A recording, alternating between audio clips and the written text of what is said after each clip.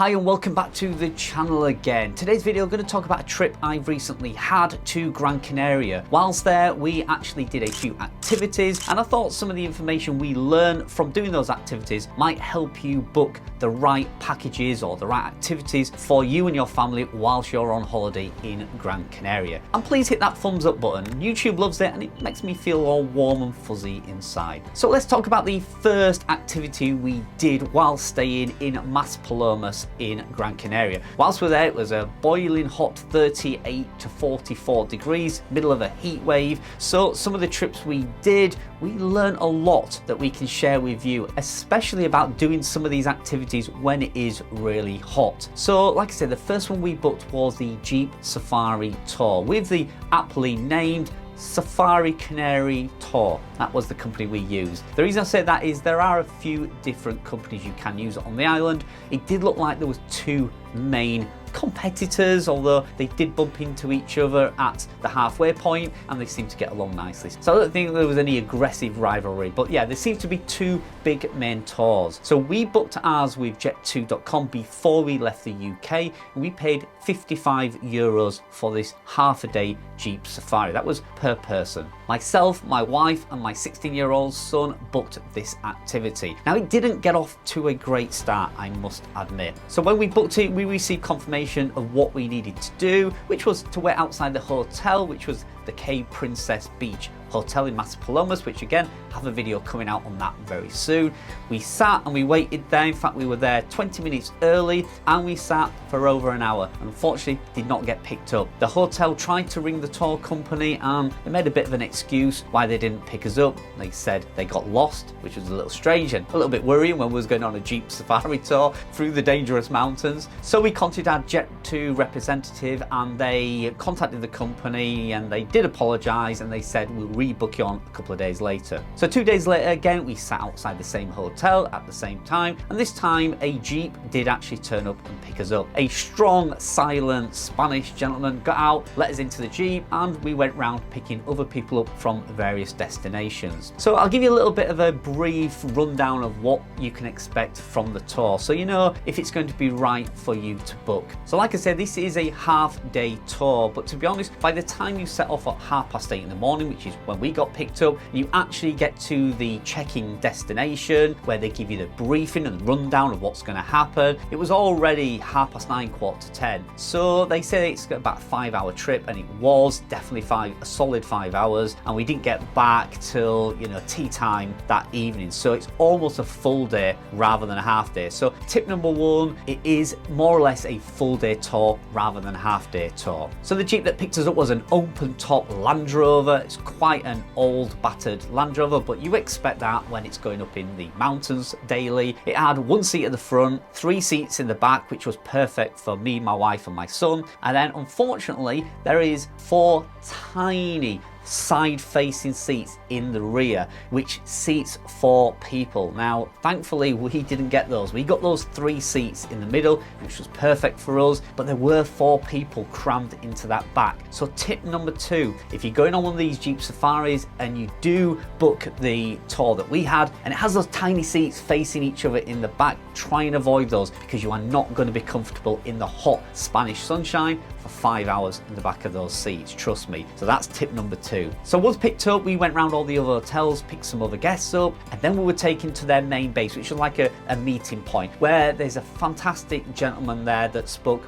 multiple languages, and he told us what to expect from the day. He did also say that they had some bandanas or some neckerchiefs that you can buy because it is very dusty in the mountains. So that's tip number 3. If you're booking a Jeep Safari, no matter which tour operator you use, make sure you take your own bandana or neckerchief or mask or hoodie, whatever you want to take, because it is very dusty, and even the fumes from all the diesel from all the Jeeps is quite intense. So you do need to either buy one of those bandanas there. I think we paid €3 each for them, so it's pretty cheap. So we purchased 3 of them. Like I say, it cost us 9 or 10 euros. I think one of them was €4 and the other 2 different designs were €3 each. So the briefing went on for around half an hour, which seemed quite long to get everybody organized in my opinion. We were more or less the last Jeep there, so We thought we'd get straight off, but no, it was about half an hour after we arrived. So once we got that briefing, we were told to follow the driver that picked us up, and you will go in the same Jeep with the same driver. So we headed downstairs into the garage, everybody got loaded up, and we set off on this huge convoy. If you're expecting a quiet kind of solo, private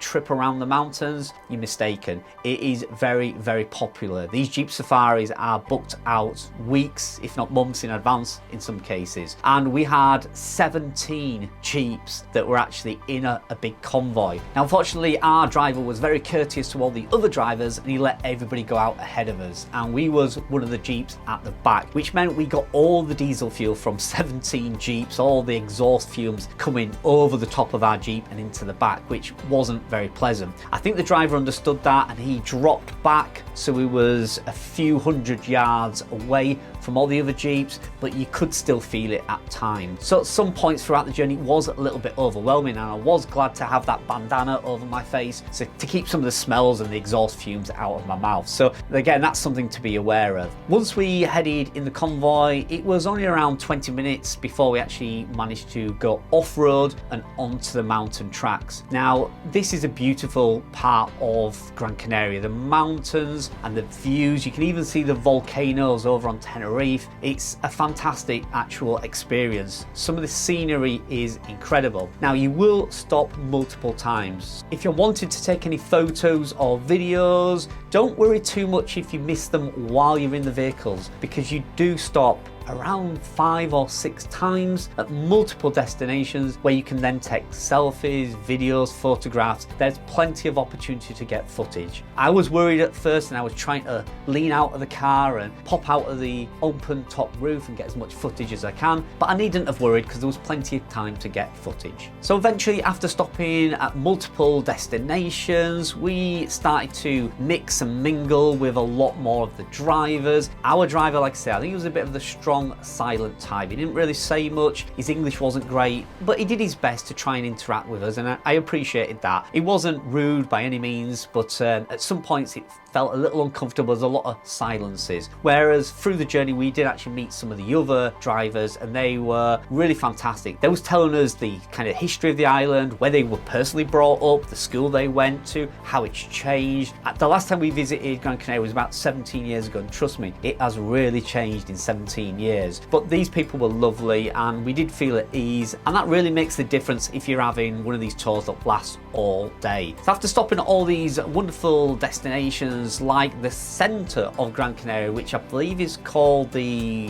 Thumb or the Rock Thumb, basically a big rock that's about 60 meters high, and it's really strange that that is actually the center of Gran Canaria, right where that rock is. So I think they call it the Thumb. I'm not too sure on that, but I'm pretty sure they do. And that was really good to see, and like I say, lots of interesting places. Eventually you do start to get quite peckish, so take some snacks and take plenty of water. You do stop for something to eat, and I'll cover that in just a moment, but throughout the journey, especially if you've got younger children or teenagers, they do start to get a bit peckish, and you definitely need water and snacks. So don't be afraid to take a backpack and take some sandwiches even, and make sure you are covered for the day, because like I said, it is very hot, humid and dry in the back of these Jeeps. So as we progress through the mountains and through some small, tiny, lovely local villages, we eventually came to a cafe restaurant where we had some food which was actually not provided. We did think that food was provided, so luckily we had taken some cash with us, although they did accept credit cards as well. But yeah, we had to pay 14 euros for a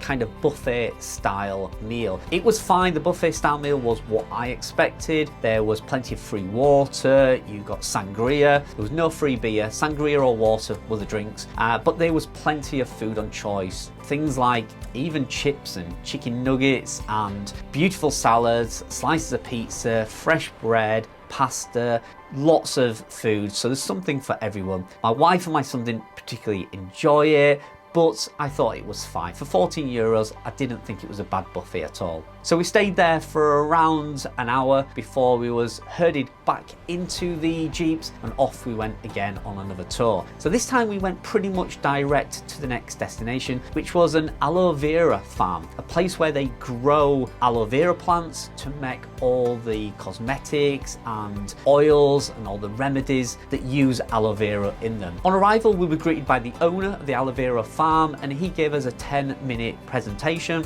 about aloe vera and what it's used in and their products, kind of a sales pitch, but it was quite interesting. And then we was asked to go inside to their shop, which we could taste some of their products. And I say taste because they had an aloe vera drink, which apparently is really good for your stomach, but he did admit it tastes like and I must admit it did. But he said it's really good for your stomach, but I didn't purchase it because I don't think I could drink that every day. But there's lots of products on offer there. And again, here's another tip, they are quite expensive. A lot of the products that I saw in there seemed quite unique, seemed like really good products, but they were quite expensive. Prices like $35, $40 for a tube of aloe vera hand gel, CBD oil using aloe vera, which was 55 euros. The only thing that I saw was a pack of 4 different products, which looked really good. But on looking at the price, 100 euros for these 4 products. So although very unique, very special, I'm not knocking the products at all. They're probably very wonderful, but they did seem quite expensive. So we didn't purchase anything.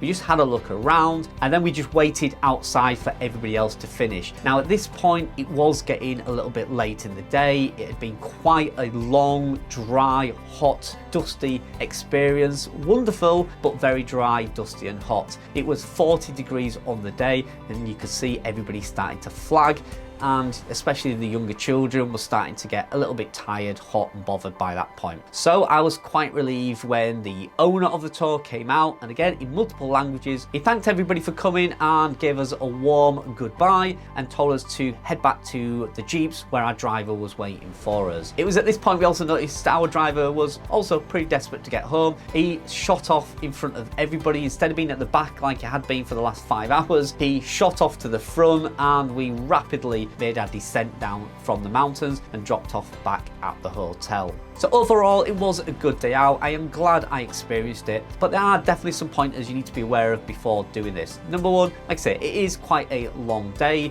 If it's a hot day, you are going to feel it.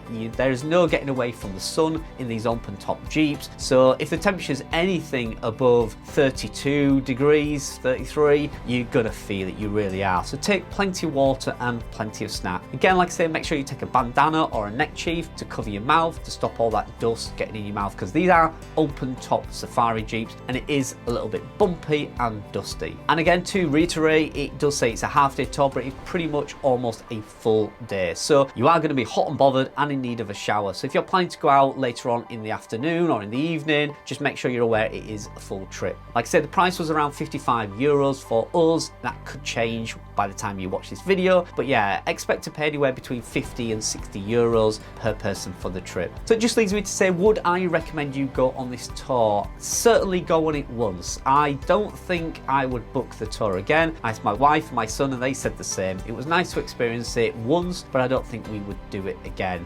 Definitely, if you're on the island, there are lots of activities that you can try. Things like the catamaran, the Africa experience, that is certainly worth doing. And the jet ski safari tour, again, is worth doing. I have videos on those coming out very soon. Please make sure you subscribe to the channel. I hope some of the information I've given you in this video helps you decide whether you should book the Jeep Safari Tour in Gran Canaria or if you'd rather do something else. So thanks for watching. I'll see you in the next video.